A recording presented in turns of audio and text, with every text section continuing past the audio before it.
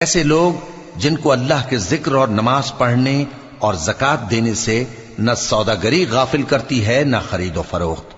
وہ اس دن سے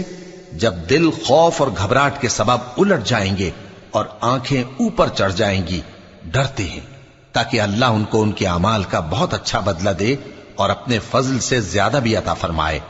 اور اللہ جس کو چاہتا ہے بے حساب رزق دیتا ہے۔ اور جن لوگوں نے کفر کیا ان کے اعمال کی مثال ایسی ہے جیسے میدان میں ریت کہ پیاسا اسے پانی سمجھے، یہاں تک کہ جب اس کے پاس آئے تو اسے کچھ بھی نہ پائے اور اللہ ہی کو اپنے پاس دیکھے تو وہ اسے اس کا حساب پورا پورا چکا دے، اور اللہ جلد حساب کرنے والا ہے۔ یا ان کے اعمال کی مثال ایسی ہے جیسے گہرے سمندر میں اندھیرے جس پر لہر چڑھی چلی آتی ہو اور اس کے اوپر اور لہر آ رہی ہو اور اس کے اوپر بادل ہو، غرض اندھیرے